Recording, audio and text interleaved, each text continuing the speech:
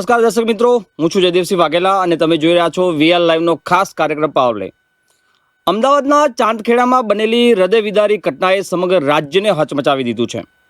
ઢોસાનો ખોરાક ખાતા બે માસૂમ બાળકીના મોત નિપજ્યાનો આક્ષેપ કરવામાં આવ્યો છે. આ ઘટના માત્ર એક ઘટના નથી. થોડા દિવસ અગાઉ જ મેમનગરમાં આવેલી હોસ્ટેલમાં પણ બહારથી મંગાવેલા આવેલા ભોજનના કારણે 50થી વધુ વિદ્યાર્થીઓ બીમાર પડ્યા હતા. ત્યારે અહીંયા સવાલ એ છે કે શું આપણે જે ખાઈ રહ્યા છે તે ખોરાક છે કે ઝેર? આ ઘટનાએ ફૂડ સેફ્ટી સિસ્ટમ સામે પણ ગંભીર પ્રશ્નો ઊભા કર્યા છે. બજારમાં મળતું ખોરાક કેટલું સુરક્ષિત છે?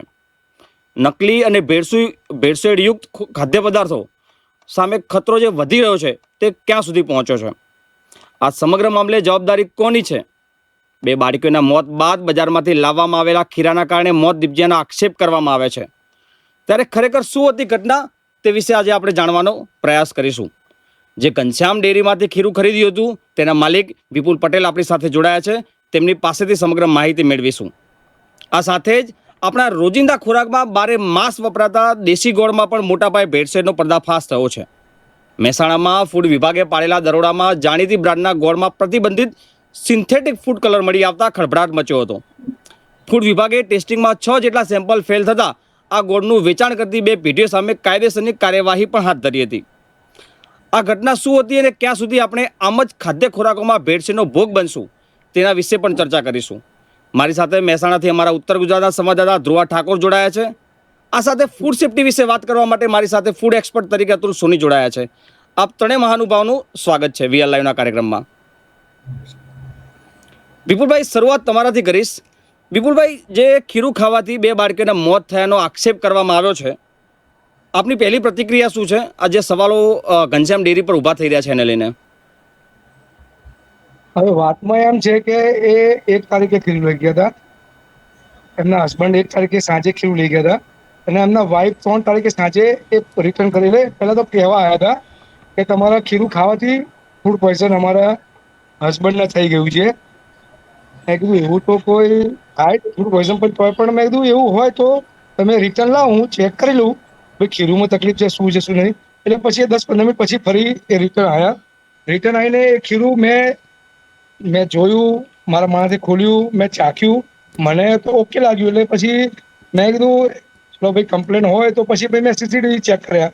એ ખીરું મેં મુકાઈ દીધું ફ્રીજમાં. અને પછી એ બેને જે 3 તારીખે એમને જે મને રિટર્ન લાવ્યા એમને ત્યારે મને ઇન્ફોર્મેશન આપી કે 1 તારીખે મારા હસબન્ડ લઈ ગયા હતા, જે પહેલી વખત કહેવા આવ્યા ત્યારે. પછી મેં તો વાંધો નહીં રિટર્ન લેતા હો.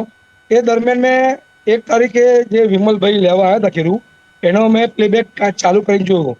ખરેખર કમ્પ્લેન સાચી છે ખોટી છે. એટલે મેં 3 તારીખનું પ્લેબેક જોયો. મેં 3 તારીખે કોણ ખીરું લઈ ગયું છે જે લોટમાંથી. બધું એમને આપણે પૂછી જોઈએ કે ભાઈ એકચ્યુઅલી કમ્પ્લેન છે કે નહીં. પછી જ્યાંથી ખીરું ભરાય છે ત્યાં પણ સીસીટીવી છે, ત્યાં ખીરું ભરાય છે ત્યાં પણ સીસીટીવી છે. એ પાછું આપવા આવ્યા એ પણ સીસીટીવી છે. એકચ્યુઅલી 3 કિલો ખીરું લઈ ગયા હતા, 2 કિલો 710 ગ્રામ પાછું આવેલું છે ખીરું, 290 ગ્રામ વપરાયેલું ખીરું છે. અને પછી મેં એ 3 તારીખે એમને મને જ્યારે જાણ કરી કે તમારા ખીરુંથી ફૂડ પોઈઝન થઈ ગયું છે, એટલે એ દિવસે મેં લગભગ 70-80 કિલો જેવું ખીરું સેલ કરી દીધું. એ મારા કેમેરામાં પ્લેબેકમાં છે, રેકોર્ડિંગમાં. અને પછી મેં કોણ લઈ ગયું એમને એ ટાઈમે જ્યાંથી ખીરું ભરાય ત્યાં પણ સીસીટીવી છે. અને એ ટાઈમે મેં જોયું એના 2-4-5 ગ્રાહકો 10 ગ્રાહકો લઈ ગયા હતા, એના પછી ગ્રાહકો લઈ ગયા હતા. અને એમાં એમની જસ્ટ 5-10 મિનિટ પહેલા જે કસ્ટમર ખીરું લઈ ગયા હતા એમનું મારા ડેરીની સામે જ મકાન છે. એટલે પછી હું ત્યાં આગળ એમને પૂછવા ગયો કે ભાઈ એકચ્યુઅલી તમારા બાબાના વાઈફ આવ્યા હતા ખીરું લેવા, એ સીસીટીવીમાં દેખાય છે 1 તારીખે ખીરું, તો મેં શું એમાં કેવું ખીરું હતું, એ કોઈ તકલીફ થઈ તમને? એટલે ના કોઈ તકલીફ થઈ નથી. અને અમે બીજા દિવસે પણ ખાધું. એટલી મને મારો 3-3 વર્ષનો બાબો છે, એટલે એમનો બાબો છોકરાનો બાબો એને પણ ખાધું, કોઈ કમ્પ્લેન નથી. હું એટલે પૂછવા આવ્યો, મેં એક કસ્ટમરની કમ્પ્લેન આવી હતી કે તમારા ખીરું ખાવાથી ફૂડ પોઈઝન થઈ ગયું છે. એટલે હું એ તપાસ કરી રહ્યો છું. એમને કોઈ તકલીફ નથી થઈ. એના દિવસે જે બીજા 2-3 ગ્રાહકના બી હું પૂછવા ગયો, એમને બી કોઈ તકલીફ નથી થઈ. એકચ્યુઅલી 100 કિલોની આસપાસ હું ખીરું બનાવ્યું હતું સવારે, અને આખો દિવસ લગભગ 70-80 કિલો જેવું કર્યું છે.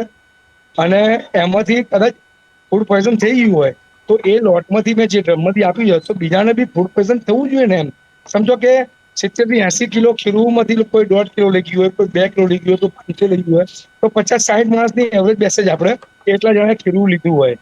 બરોબર, તો હું તો એમ સમજુ છું કે ચલો 50 માણસની ઇમ્યુનિટી સારી હોય, 5 જણની ઓછી હોય, કોઈ બાળકની ઓછી હોય, તો એમને ફૂડ પોઈઝન તો થવું જોઈએ ને. સમજો, આજે મારો મુદ્દો એ છે કે એક જ વ્યક્તિને, એક જ ફેમિલીને એ ફૂડ પોઈઝન થયું, બીજા કોઈને થવું જોઈએ. મેં પોતે બી ચાખ્યું હતું, એ બી સીસીટીવીમાં ક્યાં છે. મેં જયારે રિટર્ન લઈને આવ્યા, સીધું લઈને આવ્યા, મેં કાંટા પર મૂક્યું, એ બી સીધી ફૂટેજ છે કે મેં મૂક્યું ફ્રીજમાં, અને પછી મેં ખોલી, પહેલા તો ખોલી મેં ચાખ્યું, મને ઓકે લાગ્યું, એટલે પછી મેં એમને પરત પૈસા પાછા આપી દીધા. તો કશો વાંધો નહીં, હું જોઈ લઈશ જે હોય. તમારા પૈસા પાછા લેવા તો પૈસા પાછા લઈ લીધા. એ બેન આયા હતા 8:30 વાગ્યાની આસપાસ આયા હતા કહેવા માટે. અને બીજા બધા નિવેદનો જે મને તો કાલે ખ્યાલ જ નતો કે એકચ્યુઅલી શું થયું છે. કાલે સવારે મીડિયા આવ્યા ત્યારે મને ખ્યાલ આવ્યો કે એમના બે બેબી, હું ડીલ કરી છું કે ભાઈ આ વસ્તુ ના થવી જોઈએ, પણ એકચ્યુઅલી આની તપાસ કરવી જોઈએ કે ખીરુથી ફૂડ પોઈઝન થયું છે કે કોઈ બીજી વસ્તુ છે. કારણ કે ખીરું જ્યારે ઢોસા બનાવે ત્યારે એકલું ઢોસા ના બને ખીરુંથી. એનામાં બટાકાનો મસાલો હોય, દાળ બનાવી હોય, ચટણી બનાવી હોય. હા, ચટણી પણ હું વેચું છું. હું ચટણી તો ના જ પાડી દઉં છું કે ભાઈ અહીંથી લઈ જાઓ તો આજે જ યુઝ કરવી, કારણ કે ચટણીમાં જલ્દી રિએક્શન આવી જાય. એમાં ના એટલે તમારી પાસે ઢોકળાની એ દિવસે તમારી પાસે બીજું શું શું લઈ ગયા છે? ખીરું સિવાય બીજું દાળ માટે કોઈ ખીરું જ લઈ મસાલો ગયા, કે? કશું જ અચ્છા, નથી લઈ ગયા, ઓકે. ખીરું જ લઈ ગયા. તો ઓકે. મારો વિષય અને એ છે હમ, કે એમને જે બયાન આપ્યું છે, બધું લખાવ્યું છે, એ પ્રમાણે મને આજે સવારે ખબર પડી કે ભાઈ એ વિમલભાઈ સાંજે 1 તારીખે ખીરું લઈ ગયા, એમને ખીરું ખાધું, બીજી તારીખે એમની વાઈફે ખાધું, રિટર્ન કરવા 3 તારીખે સાંજે પાછા લઈને આવે છે. મારા બહારના સીસીટીવીમાં બી એ છે. ઓલરેડી 10-15 મિનિટ, 5 મિનિટ બહાર ઉભા રહ્યા, 5 મિનિટ મારા કેમેરા ફ્રન્ટમાં ઉભા રહ્યા, પછી મને એ આપે છે ખીરું. ત્યાં સુધી એ 9 તારીખ સુધી ઓકે હતા. હવે 2 તારીખે એમને ખાધું હોય તો 3 તારીખ તો સુધી એમને ફૂડ પોઈઝન થઈ જવું જોઈએ ને. મારો મુદ્દાનો પ્રશ્ન એ છે, સમજો. ઓકે. ઓકે. વિપુલભાઈ, રોજ તમારે કેટલા લોકો ખીરું લેવા આવતા હોય છે? અંદાજે કેટલા લોકો લેવા આવતા હોય છે ત્યાં તમારે ત્યાં? અંદાજે સર હું આના દિવસે 60 કિલો, 50-60 કિલો, 1.5 ડ્રમ, 2 ડ્રમનું મારી એવરેજ છે. Saturday Sunday okay. મારા 100 કિલો ઉપર જતું રહે. એક તારીખનો આપની પાસે હિસાબ હોય તો એક તારીખે કેટલું ખીરું લઈ ગયા હશે આપની પાસેથી? 1 તારીખે એવરેજ મારા 70 કિલો જેવું ખીરું ગયું હશે ઉપર. ઓકે. અને પછી 3 તારીખે જ્યારે એ ફરિયાદ કરવા આવ્યા કે તમારા ખીરાના કારણે ફૂડ પોઈઝનિંગ થયું છે, તો પછીના આપે પગલાં શું લીધા? એ ખીરું જે હતું એ તો સ્લોટ પૂરો થઈ ગયો હશે કે એ સ્લોટ હોય એની પાસે? પગલામાં મેં કેટલા ગણાવ્યું દિવસનો ને કે સ્લોટ હોય છે આપણી પાસે? મારા દિવસે એક જ દિવસનો સ્ટોક હોય છે કે હું ડેલી રોજ બનાવું છું. ડેલી રોજ બનાવું ઓકે. છું. Daily okay. તાજું બને આપ તાજું વેચવાનું મારે. આપ ઘરે જ બનાવો છો, દુકાને જ બનાવો છો ખીરુંને? ડેલી બનાવું, ઘનશ્યામ ડેરી બનાવું છું. અચ્છા, ઓકે. અને ઘનશ્યામભાઈ, જે સેમ્પલ લેવાની હાલ જે પ્રોસેસ થઈ છે, તો ફૂડ વિભાગ દ્વારા આપની પાસેથી સેમ્પલ લઈ જવામાં આવ્યા છે. કેટલા સેમ્પલ લઈ જવામાં આવ્યા છે? અને તમને શું કીધું છે સેમ્પલ લેવા આવ્યા ત્યારે? કેટલા દિવસનો સ્ટોક છે, શું છે? સેમ્પલ વિભાગે, ફૂડ વિભાગે શું કહ્યું છે આપને?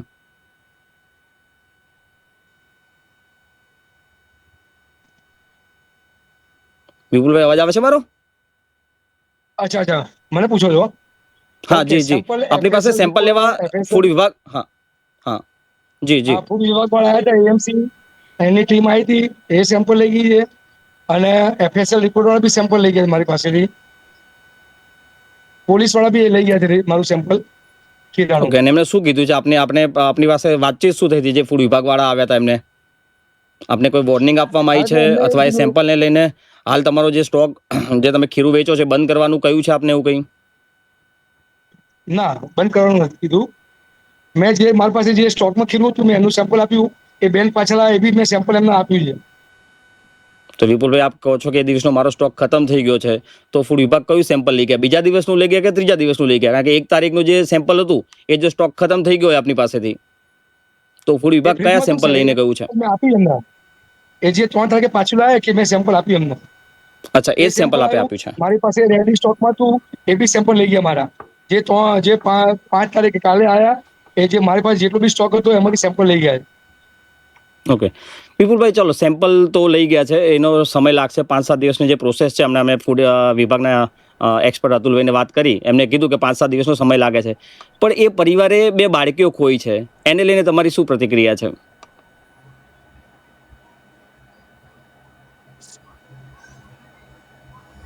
વિપુલભાઈ, આપને સવાલ છે મારો. વિપુલભાઈ અવાજ આવે છે મારો? હા બોલો બોલો. હા, મારો સવાલ એ છે કે ફૂડ વિભાગ સેમ્પલ લઈ ગયું છે, ચલો એ તો પ્રોસેસ છે, 5-7 દિવસે એનો જવાબ આવશે સેમ્પલ શું હતું એને ફૂડની અંદર. પણ એ પરિવારે 2 બાળકીઓ ખોઈ છે, બરોબર? તો એને લઈને આપણી પ્રતિક્રિયા શું છે? પરિવાર ઉપર તો આસમાન તૂટી પડ્યું છે, 2 બાળકીઓ ખોઈ છે એમને. કે આ દુઃખભરી ઘટના છે, હું સમજી શકું છું, પણ એકચ્યુઅલી 2-3 મહિનાની બાળકીને એ જે સ્તનપાન કરાવીને એનામાં પોઈઝન આવી ગયું, તો એના પહેલા એમના મધરના તો કંઈક રિએક્શન થવું જોઈએ ને. મારું કહેવું મતલબ એમ છે, સમજો આજે 2-3 માસની બાળકી ખાય કે 4 વર્ષની બાળકી ખાય એ હું સમજુ છું કે ચલો ભાઈ એમનું આવું થયું ફૂડ પોઈઝનનું, બરોબર. એકચ્યુઅલી ડીપમાં તપાસ કરજો કે આ એકચ્યુઅલી શાના કારણે થયેલું છે. કારણ કે 2-3 મહિનાની માસની જે બાળકી સ્તનપાન કરીને એટલું બધું એમના માતાના શરીરમાં ઝેર હતું જે એમનામાં આવી ગયું, એ મને કંઈ પોસિબલ લાગતું નથી સર. ઓકે, વિપુલભાઈ આપ જોડાયેલા રહેજો. આપણી સાથે ફૂડ એક્સપર્ટ બી અતુલભાઈ જોડાયા છે, એમને સવાલ કરી લઈએ. અતુલભાઈ, આ તૈયાર ખીરું ખાવાથી 2 બાળકીના મોતના આક્ષેપ કરવામાં આવ્યા છે. શું કારણ હોઈ શકે સર આપના મતે કે આ જે ફૂડ છે 2 ઓથાવાળું હોય છે, 2-3 દિવસનો સમય લાગ્યો છે, 1 તારીખે ખાધું છે, 3 તારીખે ફરિયાદ કરવા આવ્યા છે, આખી પ્રોસેસ શું હોય છે સર? જી, પહેલી વસ્તુ તો એ છે કે આ આખો વિષય જે છે એ એકદમ દુઃખદ વસ્તુ છે. આજે કંઈ બનાવ બન્યો છે, ફૂડ પોઈઝનિંગના કારણે બનાવ બનવાના જો થયું હોય તો આ એક બહુ ગંભીર બાબત કહેવાય. અને આની જો તપાસ જે ચાલુ છે, જે ટેસ્ટિંગ કરશે અને એના પછી બીજી બી જો તપાસ થશે અને આને સાચું કારણ બહાર આવી શકે છે. પહેલી વસ્તુ એ છે કે જો ફૂડ પોઈઝનિંગ હોય તો ફૂડ પોઈઝનિંગ શક્યતા એ છે કે જેમને બી ખાધું હોય એમને કંઈ ને કંઈ અસર થઈ હોય. બની શકે ઓછી અસર થાય, ના અસર થાય. કેટલાક કિસ્સાઓમાં ઇમ્યુનિટીના કારણે અલગ અલગ અસર થઈ શકે છે. જેમ વિપુલભાઈ કીધું એ પ્રમાણે કે એ કોઈ બીજાને અસર નથી થઈ, તો નાના બાળકોને સ્વાભાવિક રીતે વધારે અસર થાય. જો નાના બાળકોને કંઈ પણ વસ્તુ આપવામાં આવે તો એનું બોડી એટલું રિએક્ટ કરે, કારણ કે એની પાસે એટલા ઇમ્યુનિટી પાવર ના હોય, એટલે એ જલ્દી રિએક્ટ કરે. આવા કિસ્સામાં મને બહુ ખ્યાલ નથી કે એક્ઝેક્ટલી શું થયું છે હજુ, કે એના કારણે જો આ ખીરું આવ્યું હોય તો ખીરું થયા પછી એને જે પ્રોસેસ થઈ, એના જે બેક્ટેરિયા હોય એમાં જે પોઈઝનસ બેક્ટેરિયા જેને કહેવાય, જે હાનિકારક બેક્ટેરિયા છે, એ ક્યાંથી ડેવલપ થયા એની બી તપાસ કરવી જોઈએ. ખીરું જ્યારે બી બને ત્યારે એમાં બેક્ટેરિયલ ગ્રોથ થાય છે, પણ એ આપણા શરીરને ઉપયોગી બેક્ટેરિયા હોય. એ બેક્ટેરિયા આપણે સ્વાભાવિક રીતે આપણે કોઈ પણ આથાવાળા પદાર્થ ખાતા હોય, ઇવન દહીંમાં પણ બેક્ટેરિયા હોય. પણ આ જે બનાવ બન્યા હોય એમાં જો બેક્ટેરિયલ કે માઇક્રો ઓર્ગેનિઝમનો ગ્રોથ જવાબદાર હોય તો એ ક્યાંથી આવ્યું છે એ તપાસ કરવાની રહે. કારણ કે ખાલી ખીરુંના કારણે ના હોય, બની શકે કે ખીરું બનાવતી વખતે ક્યાંક કોન્ટામિનેશન થયું છે કે એનો ઉપયોગ કરતી વખતે કોઈ કન્ટામિનેશન થયું છે. એ બંને વસ્તુ આપણે ચેક કરવાની રહે અને આને બહુ ડિટેલમાં તપાસ કરવાની રહેશે કે આ બનવાનું કારણ શું છે. અને બીજું કે બિલકુલ નાની બાળકીને થવું એ તો એકદમ મોટું આશ્ચર્યકારક છે, કારણ કે નાની બાળકી ખોરાક આટલું 2-3 મહિનાની ખોરાક ના લઈ શકે. એટલે એ જો કદાચ એને ઢોસો કોઈ કે બનાવીને ખવડાવે અતુલભાઈ, એમાં બની શકે છે કે જે માતા ખાય છે એના કારણે એના માતાને થોડી અસર થઈ છે અને એના પછી એ ફીડિંગ દ્વારા બાળકીને અસર થવાની શક્યતાઓ રહેલી હોય કદાચ. અને એનામાં તો ઇમ્યુનિટી હોય નહીં, 3 મહિનાનું બાળક છે એટલે ઇમ્યુનિટી તો છે જ નહીં. મારી દ્રષ્ટિએ એ શક્યતા તો બહુ ઓછી છે, કારણ કે બેક્ટેરિયોલોજીકલ એવું કનેક્શન નથી કે જે તમારું સ્તનપાન દ્વારા આગળ થાય. બીજા કેમિકલ હોય, કોઈ પણ ઝેર બીજું હોય તો અલગ વસ્તુ છે, પણ જે માઇક્રોબાયોલોજી દ્વારા જ્યાં બી કાંઈ થયું હોય તો એ બહુ અનલાઇકલી છે કે એવું થાય કે એ સ્તનપાન દ્વારા થયું હોય. સિવાય કે એના મોઢામાં કઈ વસ્તુ થઈ હોય, એને કોઈ ખવડાવ્યું હોય, ખાધું હોય તો થઈ શકે. એમ છતાં પણ વધારે હજુ આના કયા બેક્ટેરિયા છે એનું જ્યારે ડિટેલ એનાલિસિસ થશે તો એનું ખ્યાલ વધારે આવશે કે એ થવાનું કારણ શું હતું. બાકી જનરલી એવું લાગે છે કે આ કારણે બહુ નાના બાળકોને બની શકે કે નાના બાળકોએ વસ્તુ ખાધી હોય તો એનું રિએક્ટ જલ્દી થાય. ઓકે, અતુલભાઈ, જે રીતે વિપુલભાઈએ કીધું કે એમના જે ખીરું પહેલા જે 5-10 લોકો લઈ ગયા એને કશું નથી થયું, પાછળથી લઈ ગયા એમને કંઈ નથી થયું, વિપુલભાઈ પોતે બી ટેસ્ટ કર્યો છે એમને બી કંઈ નથી થયું, તો કારણ શું? આપને શું લાગે છે? એવું બની શકે કોઈ એક વસ્તુ લઈ જવા 1-2 દિવસ રાખવાથી અથવા થોડો ટાઈમ અલગ ભલે એક જ જથ્થામાંથી લીધું છે, એક જ સ્ટોકમાંથી ખીરું લીધું છે, પણ છતાં પણ એની અંદર પોઈઝન જેવી વસ્તુ ક્રિએટ થઈ શકે, એવી ઘટના બની શકે ખરા? બિલકુલ બની શકે છે. કારણ શું છે કે એ દરેક આ જે વસ્તુ જે પ્રિપેર્ડ ફૂડ છે કે પ્રિપેર્ડનો જે આથો બનાવેલો છે એની કોઈને કોઈ એક્સપાયરી ડેટ હોય, એનું કંઈક ઉપયોગ કરવાનું એક મર્યાદા હોય, યા તો એ વધુ સમય સુધી રહી ગયેલું હોય કોઈ પણ સ્ટેજ ઉપર. બીજું છે કે એનું કોલ્ડ ચેઇન મેન્ટેન થવી જોઈએ. માઇક્રોબાયોલોજીકલ કે બેક્ટેરિયોલોજીકલ ગ્રોથ માટે ટેમ્પરેચર બહુ મહત્વની વસ્તુ છે. તો એવું બની શકે કે ભાઈ આથું બનાવતી વખતે બહાર રહ્યું હોય, અથવા તો ફ્રીઝમાં ના રહ્યું હોય, અથવા લઈ ગયા પછી એ ના થયું હોય, તો કોઈ ને કોઈ જગ્યા પર જો કોલ્ડ ચેન બ્રેક થાય તો માઇક્રો ઓર્ગેનિઝમ બહુ ઝડપથી આગળ વધી શકે છે. અને એ એટલા માટે ડિટેલ એનું આખું તલસ્પર્શી તપાસ કરવી જરૂર પડે. પણ એક વસ્તુ છે કે આવી વસ્તુ જો બને ત્યારે એક ફૂડ સેફ્ટી માટે એક મોટો પ્રશ્ન છે કે આપણે ત્યાં જે રીતે ઉત્પાદનો થાય છે, એ જનરલ એક પર્ટિક્યુલર ડેરીને મને ખ્યાલ નથી, હું એનો વાત નહીં કરું, પણ જનરલી ત્યાં સફાઈનું પ્રમાણ જેટલું સારું રહેવું જોઈએ એ નથી રહેતું હોતું. જેટલું જ્યાં પણ જે ફૂડ હેન્ડલર્સ હોય છે, જે લોકો ફૂડ હેન્ડલ કરે છે, એમને માટે ફરજિયાત છે કે ભાઈ એને કંઈ ગ્લોવ્સ પહેરેલા હોવો જોઈએ.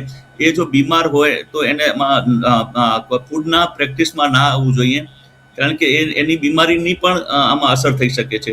એટલે આ પર્ટિક્યુલર કેસની વાત નથી, પણ જનરલ બી આ વસ્તુ માટે એ બહુ અગત્યનું છે, કારણ કે આ વસ્તુમાં માઇક્રો ઓર્ગેનિઝમ અથવા ચેપ ક્યાંથી આવ્યું છે એ આપણે જલ્દી ખ્યાલ ના આવે. એટલા માટે તો પ્રિકોશનરી મેજર લેવું જોઈએ. આ જ્યારે બનાવ બને પછી આપણે આનો ઠીક છે અભ્યાસ કરીશું, એના પછી ના થાય બને, પણ કોઈ ઘણા કુટુંબે 2 સંતાનો ગુમાવ્યા છે.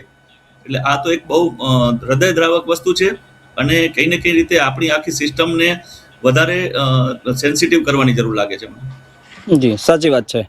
સૌથી મોટો સવાલ એ જ છે કે આપણા ભારતમાં ફૂડ સેફ્ટીને લઈને બહુ જ ઓછા માનકો છે, અને માનકો છે તો એને પૂરતું પ્રમાણમાં એનું માનવામાં નથી આવતું. લોકો થોડા બેદરકાર છે, લોકો બી બેદરકાર છે, ફૂડ વિક્રેતાઓ બી એટલા જ બેદરકાર છે કે જે માનકો છે ફૂડ વિભાગના એ અનુસરવામાં નથી આવતા. આપણી સાથે ધ્રુવાબેન જોડાઈ ગયા છે, અમારા ઉત્તર ગુજરાતના સંવાદદાતા. ધ્રુવાબેન, મહેસાણામાં પહેલાં નકલી જીરું, પછી નકલી ઘી, નકલી પનીર, નકલી તેલ અને હવે સિન્થેટિક કલરવાળો નકલી ગોળ, સતત ઉત્તર ગુજરાતમાં આવી ઘટનાઓ કેમ વધી રહી છે? ખાસ કરીને ગોળ વિશે મને માહિતી આપો. શું છે અત્યારની એ વિશેની અપડેટ શું છે ઘટનામાં? જી ચોક્કસ. થોડા દિવસ અગાઉ જે ફૂડ વિભાગ છે, ફૂડ વિભાગની ટીમ દ્વારા ગોળના જે વિક્રેતાઓ છે ત્યાં આગળ તપાસ કરવામાં આવી હતી, અને હરે કૃષ્ણ અને રામકૃષ્ણ કરીને 2 પેઢી છે. પેઢીમાં જે સેમ્પલ લેવામાં આવ્યા હતા, અને જે સેમ્પલ હતા એ ખાસ મહત્વની વાત એ હતી કે ગોળના જે સેમ્પલ હતા ને એનો જે બ્રાન્ડ હતી એ પોપટ છાપ ગોળ હતી, અને રસમલાઈ જે બ્રાન્ડેડ કહેવાય છે કે અત્યારના સમયમાં કોઈ પણ મહિલા હોય છે ત્યારે ગ્રોસરી લેવા જાય છે તો પોપટ છાપ ગોળ અને રસમલાઈ ગોળ લેતી હોય છે. ત્યારે એ બંને ગોળના સેમ્પલ જે લેવામાં આવ્યા હતા એ સેમ્પલમાં ફૂડ કલર અને સેફ્ટીમાં જોવા જઈએ તો સિન્થેટિક ફૂડ કલર અને કોસ્મોસિક નામનું કોઈ કેમિકલ આવે છે કે જેને લઈને ચમક પણ વધતી હોય છે, કે જે ગોળ બ્રાઉન આવતો હોય છે. આપણે એમ સમજીએ છીએ કે દેશી ગોળ સારો હોય છે હેલ્થ માટે, પણ દેશી ગોળમાં એક સિન્થેટિક ફૂડ કલર ઉમેરવામાં આવે છે, અને જે સફેદ ગોળ લેવામાં આવે છે એમાં કોસ્મોટિક કરીને કોઈ કેમિકલ આવે છે, તેને એડ કરીને એની શાઇનિંગ વધારવામાં આવે છે. જે સેમ્પલ લેવાથી ફૂડ વિભાગે આ બંને પેઢીઓમાં 6 જેટલા સેમ્પલ લીધા હતા, અને ટોટલ તપાસ દરમિયાન ફેલ સાબિત થયા હતા. જી ધ્રુવબેન, સતત મહેસાણામાં ઉત્તર ગુજરાતમાં આવી ઘટનાઓ વધી રહી છે. તમારા મતે શું લાગે છે મહેસાણા જિલ્લાનું, ખાસ કરીને ઉત્તર ગુજરાતનું અને મહેસાણા જિલ્લાનું ફૂડ વિભાગ કેવી રીતે કામ કરી રહ્યું છે? જી ચોક્કસ. ફૂડ વિભાગની ઘણી જોવા જઈએ તો કામગીરી સારી હોય છે, પણ ક્યાંક ને ક્યાંક આ ખાડાકાટ અને જ્યારે આગ લાગે ત્યારે કૂવો ખોદવા જેવી સ્થિતિ સર્જાતી હોય છે. ઊંઝામાં પણ એ જ પ્રકારે જેમ જીરાનું જે ઉત્પાદન એટલું મોટું એશિયાનું મોટામાં મોટું હબ ગણાય છે, અને જીરામાં પણ ફૂડ કલર જોવા મળતો હોય છે, અને સેફ્ટી પર્પઝમાં પણ આ બધી વસ્તુઓ, ક્યાંક ગોળની રસી, એમાં પણ ગોળની રસીનો ઉમેરો કરવામાં આવતો હોય છે. ત્યારે ફૂડ વિભાગ જ્યારે કોઈ માહિતી મળે છે કે કોઈ ખાનગી બાતમી મળે છે એના પછી જ આના ઉપર પગલાં લેતી હોય છે. એટલે મહેસાણાનું ફૂડ વિભાગ જોવા જઈએ તો કામગીરી કરે છે, પણ જ્યારે ઘણું બધું આગળ વધી જાય છે, જ્યારે લોકો સુધી વાત આવી જાય છે કે ક્યાંક આ સેમ્પલ ખોટા છે કે ખાદ્ય પદાર્થ ખાવાના લાયક નથી હોતા, એના પછી ફૂડ વિભાગ આના ઉપર પગલાં લેતી હોય છે. જી ધ્રુવબેન, આવું આપની પાસે વિપુલભાઈ બી આપણી સાથે છે. વિપુલભાઈ, જે આ ઘટના બની એ પછી આપની ઘરાકીમાં કેટલો ફેર પડ્યો છે? આ ઘટના બાદ શું લોકોમાં એ તમારી ઘરાકી ઓછી થઈ છે? લોકોમાં એ પ્રકારના વિસ્તારમાં, ચાંદખેડા વિસ્તારમાં ડર જેવો માહોલ છે અત્યારે? કાલે જે ઇન્ટરવ્યુ મારું, જે મને સવારે 11 વાગે મારા ત્યાં જે આવ્યા ત્યારે મને ખ્યાલ આવ્યો કે આવું 2 બાળકીને થયું છે. અને કાલે મારા બપોરે બધા ન્યૂઝમાં ઇન્ટરવ્યુ ચાલતું હતું, પણ સાંજે બધા કસ્ટમર જે મારા લેવાવાળા તો લઈ જ ગયા છે. એટલે 40-50 કિલો ખીરું મેં કાલ સાંજે પણ વેચ્યું છે સર. અચ્છા, ઓકે. અને વિપુલભાઈ, જે પોલીસ આવી હતી અત્યારે, જે એફએસએલ ને ટેસ્ટ બી ચાલી રહ્યો છે, આપણે ત્યાં પોલીસ બી પહોંચી હતી, પોલીસે આપને શું સૂચનાઓ આપી છે આ સમગ્ર ઘટના બાદ? સૂચનાઓમાં તો સીસીટીવી જે મારા છે બધા, એ બધા મારા એમને બેકઅપ આપવાનું છે. એફએસએલમાં મારે એન્યુઅલ આપવાનું છે. અને ક્વોલિટી વિશે તો એમને મારી દુકાન જોઈને, સ્વચ્છતા જોઈને મને કીધું છે કે ભાઈ થોડું ધ્યાન રાખો. પણ હું એના પહેલા બી મારે પૂરતું ડેરીમાં ધ્યાન છે. મારી વર્ષો જૂની ડેરી છે. 1992-93 થી મારા પપ્પા ચલાવતા હતા. પછી 2007 થી રજીસ્ટ્રેશન મેં કોમાસ્તામાં કરાયેલું છે. ત્યાંથી હું હેન્ડ ઓવર કરેલું છે.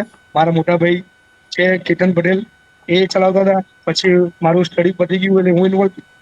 એટલે મારી બહુ જૂની પેઢી છે. મારી આજ સુધી કોઈ સિંગલ કમ્પ્લેન્ટ કોઈ છે જ નહીં આ રીતના.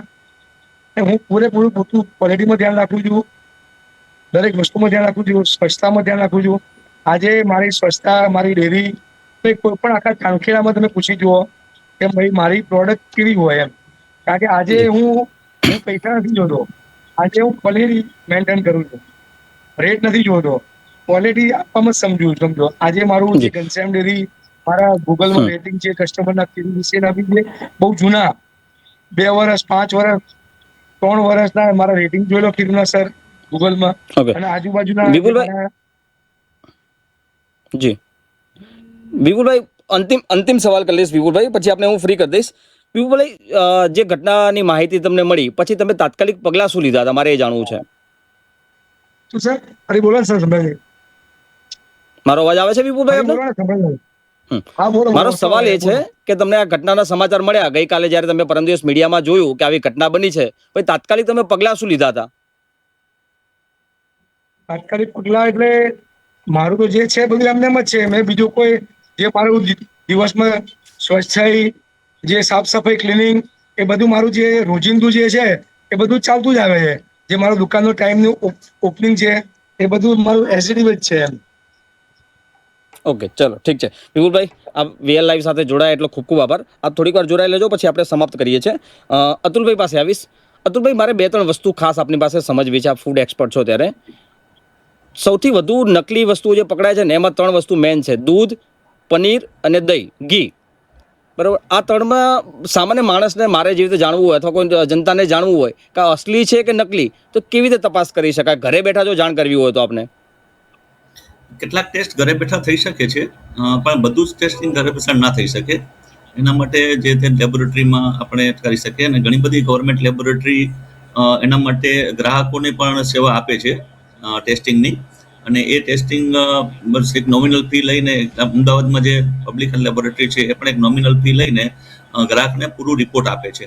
એટલે ગ્રાહકની જાગૃતિ માટે એક વસ્તુ છે કે ગ્રાહકે પેકેજ ફૂડ લેવું જોઈએ, કારણ કે લૂઝ ના લેવું જોઈએ, એવું એક માન્યતા આપણે સાચી છે. કારણ કે જ્યારે લૂઝ પેટ લેવા તેના પર એક્સપાયરી ડેટ લખેલી હોય, એના પર કોઈની જવાબદારી ફિક્સ કરેલી હોય, એનું ઉત્પાદકનું નામ હોય, કસ્ટમર કેર નંબર હોય. એટલે કોઈ પણ ઉત્પાદક જ્યારે લઈએ ત્યારે બને ત્યાં સુધી એને પેકિંગ માં લેવું જોઈએ, જેથી ફરક પડે. બીજું છે કે જે આપણે વાત કરી કે જે વધારે ભેળસેળ થાય છે, એમાં મેઇન રીઝન તો છે એનું કે ભાવનો ફરક. જે ભેળસેળ વાળું પદાર્થ છે, દાખલા તરીકે જે ઘી છે, એ ઘીનો ભાવ અને નકલી જે બનાવવામાં આવે, જે પામોલિન સાથે બનાવવામાં આવે ઘી આવે, તો એના ભાવમાં બહુ મોટો ફરક હોય. એટલે એક મોટિવેશન જે ભેળસેળ કરનાર લોકોને એ મળે છે કે એના વધારે પૈસા મળે છે, અને જલ્દી પૈસાદાર થવા માટે કેટલાક લેભાગુ તત્વો આવા કામો કરે બી છે. એટલે એના માટે એ એક મેઇન કારણ એ જ રહે છે. બીજું જે 2 વસ્તુ છે આમાં, કે એક તો ભેળસેળ હોય કે જેમાં હલકો પદાર્થ રાખી અને વેચાણ કરી અને પૈસા કમાવાના લાલચ હોય, અને બીજું હોય કે કોઈ કારણસર બેદરકારી હોય, જેવા પૈસામાં કે એના પાછળ એમાં એ ગણતરી ના હોય કે એમાંથી કંઈ વધારે આપણે હલકી વસ્તુ આપીને વેચશું.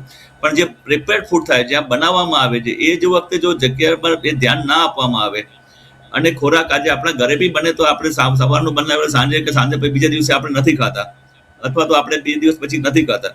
તો એવું તો શક્યતા છે કે ભાઈ ઘણી બધી જગ્યાઓ પર ખોરાક બનતું હોય, એ તમામ ખોરાક જે બને એ વેચાઈ જાય એવું ના બને. એટલે એનું જે યોગ્ય નિકાલ ના થતું હોય, અને એનું રીયુઝ થતું હોય, અથવા તો રીહીટ કરીને વાપરવામાં આવતું હોય, તો આવા બધા કિસ્સાના કારણે ફૂડ સેફ્ટી ક્યાંક ને ક્યાંક કોમ્પ્રોમાઇઝ થઈ શકે છે. અને એવા કારણોસર બની શકે છે કે આ ભવિષ્યમાં આના પર ધ્યાન રાખવું બહુ જરૂરી પડશે. એમાં લોકોને બી જાગૃતિ આવશે, ઉત્પાદકોને બી જાગૃતિ. જ્યારે ઉત્પાદકનો પણ કોઈ કિસ્સો બને ત્યારે સ્વાભાવિક રીતે ઉત્પાદક સામે એક પ્રશ્નચિહ્ન થાય, અને એવા પ્રશ્નચિહ્નને કારણે એમની પ્રતિષ્ઠા પણ દાવ પર લાગે.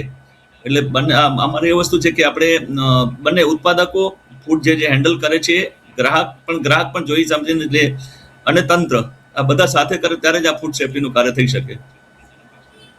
જી જી અતુલભાઈ, અતુલભાઈ આપનો બી આભાર, ખૂબ ખૂબ આપ વીઆર લાઈવ સાથે જોડાયા. ધ્રુવાબેન, અંતિમ સવાલ કરીશ પછી આપણે પ્રોગ્રામ પૂરો કરીએ છીએ. ધ્રુવાબેન, મહેસાણામાં જે રીતે નકલી ઘી, નકલી ગોળ આ બધું પકડાયું છે, લોકોની પ્રતિક્રિયા શું છે ઉત્તર ગુજરાતમાં ખાસ કરીને? જી ચોક્કસ, આમાં લોકોની પ્રતિક્રિયા એ જ હોય છે કે જેમ અતુલભાઈએ વાત કરી કે ફૂડ પેકેટ જે પેકેટમાં મળતું હોય છે સેફ હોય છે, પણ ક્યારેક ક્યારેક છોકરાઓના જે નાના પેકેટ ખાવામાં આવતા હોય છે ફૂડ પેકેટ, એની અંદર પણ આવી બધી વસ્તુઓ નીકળતી જોવા મળી છે. એટલે જે અહીંના મહેસાણામાં કે ઉત્તર ગુજરાતમાં હોય કે મહેસાણા જિલ્લો, એવું પર્ટિક્યુલર જરૂરી કહી ના શકાય કે મહેસાણા જિલ્લામાં જ થાય છે. ક્યાંક આ વસ્તુ બહાર આવતી હોય છે કે ફૂડ વિભાગની થોડી આની અંદર ધ્યાન દોરવામાં આવતું હોય છે, ત્યારે આ પ્રકારના કામ જે થઈ રહ્યા છે કે ભાઈ ફૂડ વિભાગમાં મિલાવટ થાય છે એ બહાર આવતી હોય છે. પણ બીજી કોઈ જગ્યા પર કદાચ ફૂડ વિભાગની એટલી બધી કામગીરી ના પણ હોઈ શકે. અને ફૂડ પેકેટમાં પણ લાસ્ટ યર એવું કંઈક સાંભળ્યું હતું કે નાના છોકરાઓના જે ફૂડ પેકેટ આવે છે એમાં કોઈ ગરોળીની પૂંછડી જેવી વસ્તુ ફૂડ પેકેટમાંથી મળી હતી. એટલે એ પણ સેફ ના કહી શકાય. અને રહી વાત બીજી કે ઢોસાનું ખીરું, જે પ્રકારે અતુલભાઈએ પણ વાત કરી ને વિપુલભાઈએ પણ વાત કરી કે ત્યાંથી ખીરું જે લેવામાં આવે છે જ્યારે ફ્રીજમાં સ્ટોર કરવામાં આવે છે, તો ઘણી ગૃહિણીઓ એવી પણ હોય છે કે એમાં પણ થોડી બેદરકારી એવી હોય છે કે ફ્રીજમાં શાકભાજી જે લઈને આવવામાં આવતું હોય છે એ ધોયા વગર કે ચેક કર્યા વગર ફ્રીજમાં એમનું એમ મૂકવામાં આવતું હોય, ત્યારે એની અંદર પણ કીડા હોય કે જીવાત હોય છે, એ ખુલ્લું પડી હોય છે. ત્યારે ફ્રીજમાં પણ આ વસ્તુ બનતી હોય છે. તો ખીરું ક્યાંક ખુલ્લું હોય અને શાકભાજી પણ હોય તો એની અંદર ક્યાંક ખીરાની અંદર આ બધી વસ્તુઓ હોય. બાકી જોવા જઈએ તો માના ધાવણમાં કે ફીડિંગમાં તો કોઈ એક પ્રકારનું ઝેર હોતું નથી, કેમ કે પહેલું જે કહેવાય છે ફૂડ એ માના ધાવણનું હોય છે અને બાળક માટે બહુ સારું જ હોય છે. એટલે માના ધાવણથી તો બાળકને કંઈ થયું હોય એ અશક્ય વસ્તુ છે. જી બરાબર છે. ધ્રુવાબેન, વિપુલભાઈ, અતુલભાઈ, આપ ત્રણેય વીઆર લાઈવ સાથે જોડાયા, આટલો સમય આપ્યો એટલા માટે ખૂબ ખૂબ આભાર. દર્શક મિત્રો, આવતીકાલે ફરીવાર એક નવા વિષય સાથે મળીશું. ત્યાં સુધી મને આપશો રજા. નમસ્કાર.